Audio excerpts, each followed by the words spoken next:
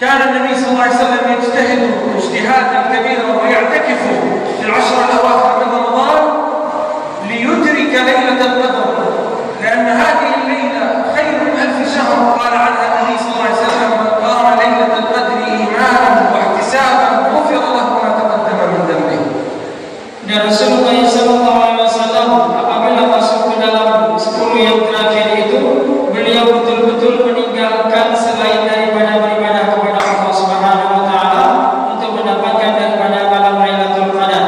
Rasulullah SAW bersabda, barang siapa yang menegakkan ataupun menjalankan salat pada malam Lailatul Qadar dengan penuh keikhlasan, maka Allah akan mengampuni dosanya yang telah lalu. فلنجد ولنجتهد أيها الأخوة، فإنما الأعمال بالخواتيم، فالذي يجد ويجتهد ويختم هذا الشهر بالطاعة وبالجد والاجتهاد فهو بإذن الله مقبول عند الله جل في علاه.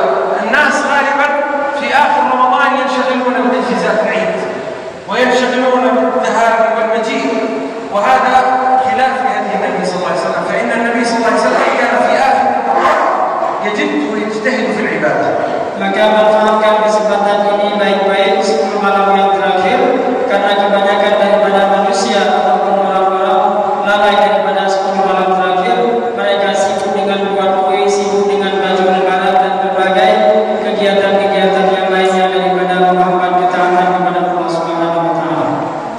أخبرنا النبي صلى الله عليه وسلم وعن ليلة القدر أن من قامها إيمانا واحتسابا غفر له ما تقدم من ذنبه، وأخبرنا أنه من حرم أجرها فقد حرم، وكذلك أخبرنا عن رمضان كله أنه رغم أنف من أدرك رمضان ولم يغفر له. Sebagaimana yang dijelaskan oleh Rasulullah SAW, barang siapa yang mengerjakan salat di malam Lailatul Qadar, Allah ampuni dosanya yang telah lalu. Maka apa yang sudah kita lakukan selama ini, maka berkuat di balas di 10 malam yang terakhir. Karena Rasulullah SAW mengatakan, barang siapa yang diharamkan ataupun tidak diperkenankan oleh Allah Subhanahu wa taala meningkatkan ketaatan di 10 malam terakhir, maka Allah telah mengharapkan daripadanya pahala. من السنن في هذه العشر ومن هدي النبي صلى الله عليه وسلم أنه كان يعتكف، والاعتكاف هو لزوم المسجد، لا يخرج إلا لحاجة البشر، لقضاء حاجة أو لشيء ضروري. يعكف صلى الله عليه وسلم على طاعة الله، ينام في المسجد ويأكل في المسجد، يعكف على الذكر وعلى قراءة القرآن وعلى العمل الصالح. هذا هديه صلى الله عليه وسلم في العشر الأواخر من رمضان. Dan Rasulullah SAW di saat masuk kepada 10 malam yang terakhir, beliau menyisakan waktunya untuk memperbanyak ataupun mengurung diri ataupun menyendiri di dalam masjid. Baik itu beliau membaca Al-Quran, amalan saleh, salat, bahkan Rasulullah SAW makan dan minum pun di dalam masjid. Beliau tidak keluar dari masjid kecuali di saat kebutuhan mendadak. هذا الشهر أيها الإخوة هو شهر القرآن، فقد كان النبي صلى الله عليه وسلم في العام كله وخصوصا في رمضان. Dan Rasulullah SAW di saat datang bulan Ramadan, beliau membaca dan mengajarkan Al-Quran. Rasulullah SAW membaca langsung di hadapan Jibril, yaitu Al-Quran. Maka manfaatkan bulan ini untuk kita membaca Al-Quran sebanyak-banyaknya, menghafal, kemudian mentadabbur daripada makna-makna Al-Quran, dan yang lebih penting lagi adalah mengamalkan yang sudah kita baca daripada Al-Quran.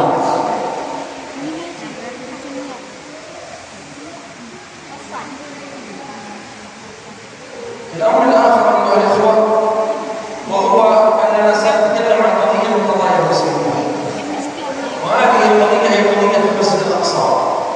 والمسجد الأقصى هو للمسلمين جميعا، وقضيته تهم وتخص المسلمين جميعا وليست مقتصرة على قوم بعينهم.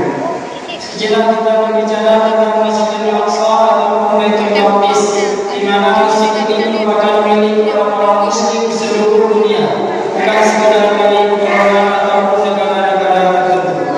إن الله جل وعلا جعل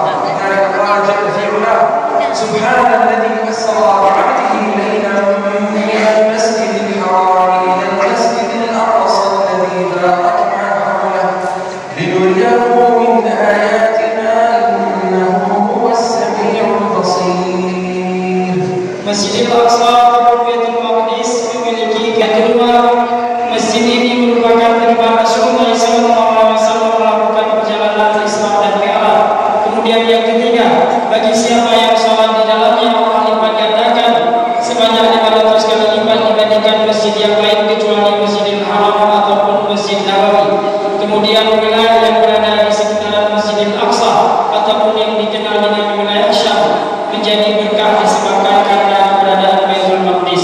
Allah Subhanahu wa taala menegaskan di dalam Al-Qur'an, Maha suci Allah Subhanahu wa taala yang telah memperjalankan hamba-Nya dari Masjidil Haram ke Masjidil Aqsa, dan Allah berkahi wilayah-wilayah sekitarnya, dan Allah perlihatkan tanda-tanda kekuasaannya. Sungguh Allah Subhanahu wa taala Maha mendengar lagi Maha melihat. لذلك أيها الإخوة على المسلمين أن يسعوا من أجل نصرة المسجد الأقصى، ومن أجل نصرة دينهم، ومن أجل تحرير المقدسات، ومن أجل نصرة إخوانهم المسلمين المستضعفين هناك وفي كل مكان يستضعفون ويظلمون ويقهرون فيه. Maka wajib atas kita untuk membantu saudara-saudara kita yang sedang berjuang untuk mempertahankan daripada kesucian Masjidil Aqsa. Beberapa hari yang lalu saudara-saudara kita sebanyak 152 orang daripada pemuda Palestina terluka berat disebabkan karena penganiayaan daripada orang-orang Yahudi dan Israel. Dan sebelumnya di saat peringatan Isra dan Mi'raj, 14 jiwa daripada orang Palestina dibunuh, salah satunya adalah anak-anak. Dan dari tahun 2015 sampai saat ini 9.000 daripada anak-anak Palestina ditangkap oleh orang-orang Yahudi dan Israel. Maka kewajiban kita sebagai Muslim di saat Muslim lainnya dianiaya, haknya dirampas oleh orang-orang kafir, maka wajib atas kita untuk membantu saudara-saudara kita yang sedang terzalimi. وذلك يكون أيها الأخوة بالاجتماع على الإيمان وبالاجتماع على لا إله إلا الله لا على شيء آخر. فإن رسول الله صلى الله عليه وسلم بعث إلى أناس متفرقين في دينهم فجمعهم على الإيمان وعلى لا إله إلا الله، وجعل منهم قوة إيمانية وقوة عسكرية لا يقف أمامها كل قوى العالم.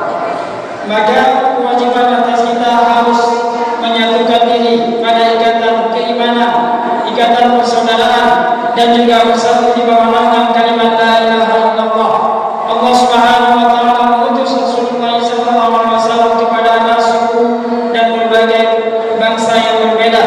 Kemudian Rasulullah sallallahu alaihi wasallam mempersatukan para sahabatnya dengan kalimat la ilaha illallah, sehingga terciptanya ikatan keimanan, persaudaraan, militer, dan kekuatan yang begitu kuat, sehingga tidak ada satupun musuh yang mampu mengalahkan para sahabat dan Rasulullah. والأمر الآخر هو إعداد العدة.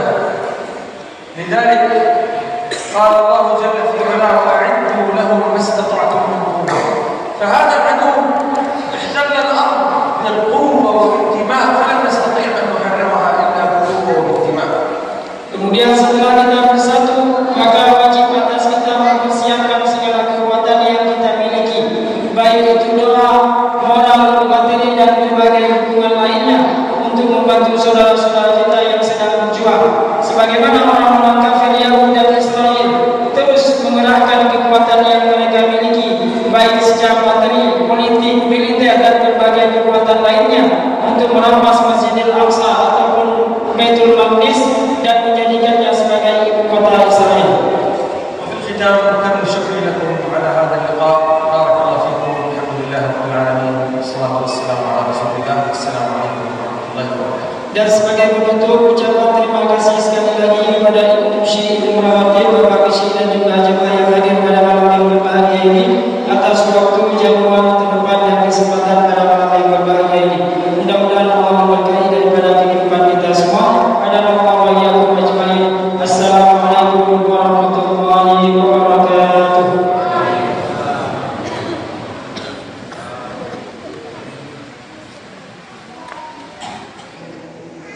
أما بعد أحييكم بتحية الإسلام. السلام عليكم ورحمة الله وبركاته. وعليكم السلام ورحمة الله وبركاته. في البداية أشكركم جميعا وأشكر القائمين على هذا المسجد على هذا الترتيب وعلى هذا الاستقبال. جزاكم الله خيرا وبارك الله فيكم.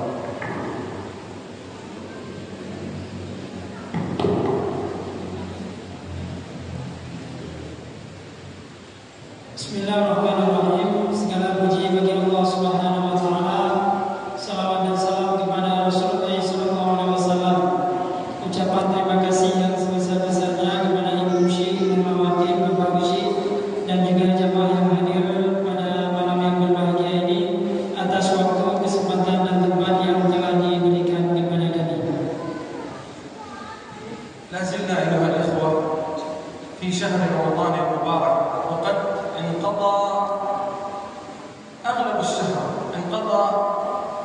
ثلثي الشهر، والذي سيأتي أفضل من الذي مضى.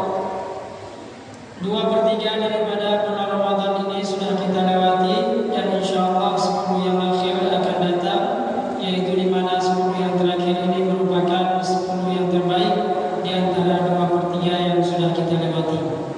فمن قصر في بداية هذا الشهر فإن الباب أمامه مفتوح، وإن الأيام القادمة هي خير أيام خير ليالي الدنيا، فيها ليلة خير من 1000 شهر.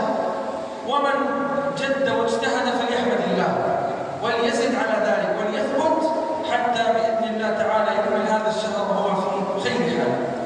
Barang siapa yang 2/3 yang sudah lewat ada yang kita tinggalkan daripada amalan yang saleh ataupun ada waktu yang kita sia-siakan, maka ada 10 terakhir yang masih terbuka pintu lebar di hadapan kita, maka manfaatkan baik-baik 10 yang terakhir tersebut, karena ini merupakan di dalamnya terdapat malam Lailatul Qadar, di mana malam Lailatul Qadar itu lebih baik daripada 1000 bulan dan bulan-bulan